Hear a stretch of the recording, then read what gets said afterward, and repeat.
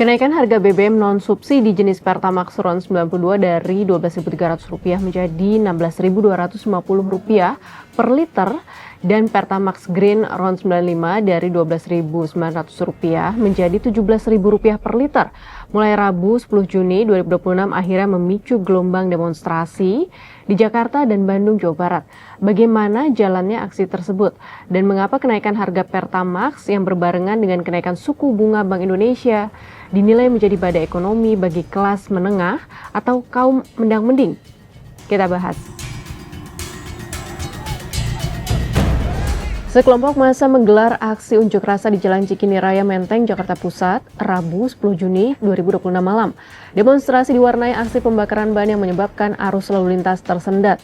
Namun aksi tersebut kemudian dibubarkan aparat kepolisian karena tidak memiliki pemberitahuan resmi. Sementara itu, Kamis 11 Juni, mahasiswa dari sejumlah perguruan tinggi di Bandung, Jawa Barat menggelar unjuk rasa di halaman gedung DPRD Jawa Barat. Mereka menuntut pemerintah melakukan reformasi total di tengah situasi ekonomi yang dinilai semakin memburuk. Aksi bertajuk Indonesia diambang krisis rakyat bangkit rebut kedaulatan itu dilatar belakangi kondisi ekonomi yang dinilai tidak stabil selama sebulan terakhir. Kemarahan di jalanan ini seolah menjadi representasi dari beban berat yang kini dipikul masyarakat, khususnya kelas menengah. Direktur Eksekutif KOR Indonesia Muhammad Faisal menyebut kenaikan harga Pertamax sangat memukul kelompok ini, apalagi kebijakan pembatasan BBM subsidi pelan-pelan memaksa mereka beralih ke Pertamax.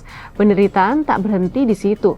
Kenaikan suku bunga kredit bank turut menggerek naik beban bulanan mereka, mulai dari cicilan rumah, kredit kendaraan, hingga berbagai tagihan perbankan lainnya. Tekanan ini bukan sekadar asumsi, tapi tercermin pada angka. Survei Konsumen Bank Indonesia bulan Mei 2026 mencatat porsi pendapatan masyarakat yang habis untuk membayar cicilan terus naik. Kini mencapai 10,2% atau naik 0,5 poin persentase dibanding bulan sebelumnya. Sejalan dengan itu, rasio kredit macet atau NPL juga merangkak naik, menandakan masyarakat mulai ngos-ngosan. Di sektor properti misalnya, NPL KPR pada April 2026 menyentuh 3,2%, lebih tinggi dibanding April 2025. Beban ini makin terasa masuk akal jika melihat riset Mandiri Institute. Bagi kelas menengah, pengeluaran untuk kendaraan dan BBM rupanya menyedot 20% dari total konsumsi non-makanan mereka, disusul biaya rumah dan perawatannya sebesar 13%. Menurut Faisal, kombinasi maut antara mahalnya BBM dan naiknya suku bunga ini telah menciptakan ekonomi berbiaya tinggi. Jika biaya produksi ikut naik dan dibebankan pada harga barang, inflasi tak terhindarkan.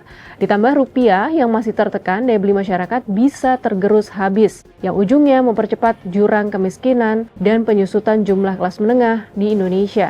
Sahabat Kompas, di atas kertas kenaikan Pertamax mungkin hanya menyasar pengguna BBM non-subsidi. Namun bila dihantamkan bersama dengan tingginya suku bunga, efek dominonya langsung menjalar ke cicilan bulanan, biaya hidup, hingga daya beli kaum menengah. Pertanyaannya sekarang, apakah ini sekadar penyesuaian ekonomi sementara atau justru alarm awal dari tekanan krisis yang lebih besar?